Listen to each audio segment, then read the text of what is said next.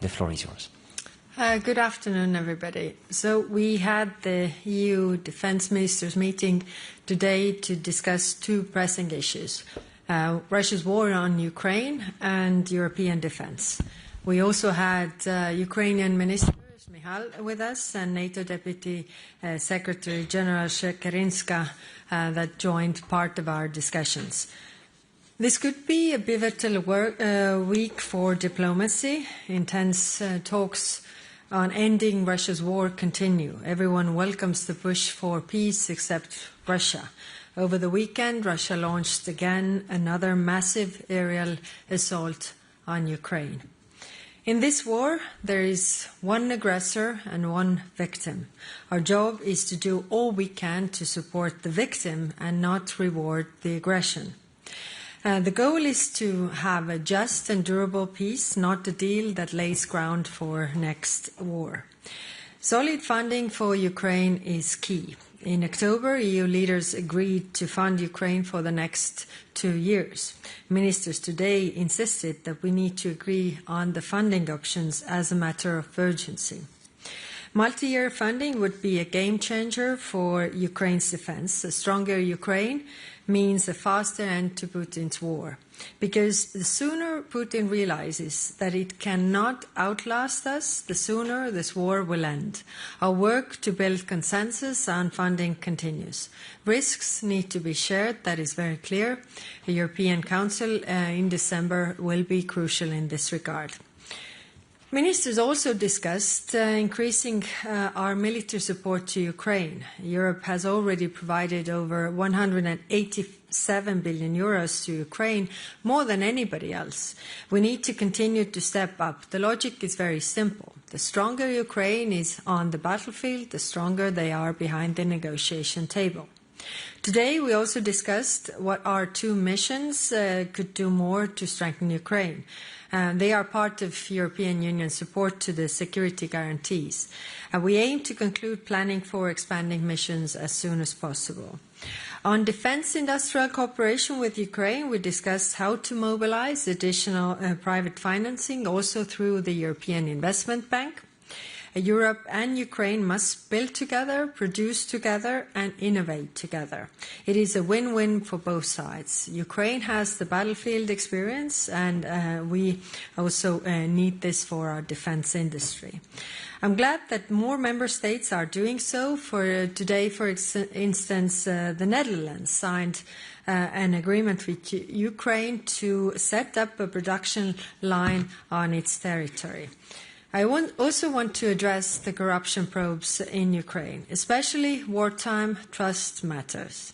Ukraine's fight for freedom and its path towards Europe should not be tainted by this. However, the fact that investigations take place show that anti-corruption bodies in Ukraine work. Also, the public outcry for this has been very, very strong. Ministers also discussed the European defence. Everyone agreed that Europe must continue to boost its own defences. We do not have much time to act.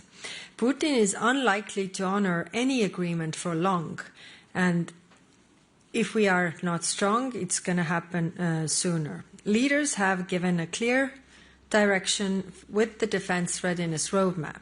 Capability coalitions are being set up now. Some have already met on air defence and drones, for example. Others will follow soon. Concrete projects are expected in the first half of next year. Today, we also addressed the flagship initiatives to help coordinate investment in areas where no member state can do it alone. Here, I would like to commend Finland for taking steps to advance the Eastern Flank Watch initiative. And finally, ministers also discussed the military mobility package, which we presented with the Commission previous month. Today is December already. The ability to move troops where we need them, when we need them, is paramount for deterrence. Military mobility is crucial insurance policy for European security, and we need to speed up. Thank you. Thank you very much, High Representative. We'll open the floor to questions. Introduce yourself and the media you work for. Jorge, please. Hello, High Representative Jorge Liboreiro with Euronews. I need to ask you, of course, about the letter that the Belgian Prime Minister has sent to the European Commission. We all read it. It has many concerns, many reservations about the reparations loan. But at the very end, the Prime Minister says, hastily moving forward on the proposed reparations loan scheme would have as a collateral damage that we as European Union are effectively preventing reaching an eventual peace deal to end the war in Ukraine. Do you agree with this assessment? Do you think the reparations loan is an obstacle in the negotiations, or do you think it would strengthen the European leverage vis-à-vis Moscow? Thank you. It will definitely strengthen European position vis-à-vis Moscow. That's very clear. We need to move on with this. This is clear that Russia owes reparations for the damages that they have caused to Ukraine, and the reparations loan are based on the frozen assets of frozen sovereign assets of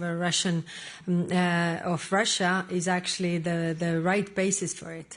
I don't in any way diminish the risks or the worries that Belgian government has.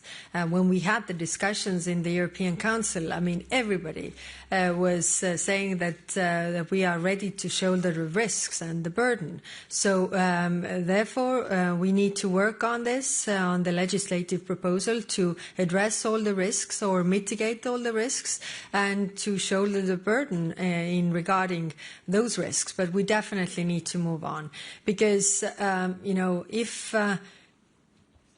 if I would be Russia, I would also try to outlast us to see whether we get the funding for Ukrainian defense or not.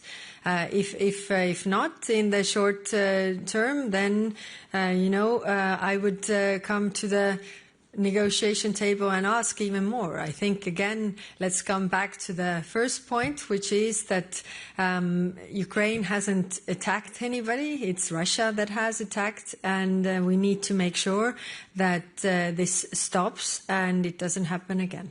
Thank you. Thank you. David, first row.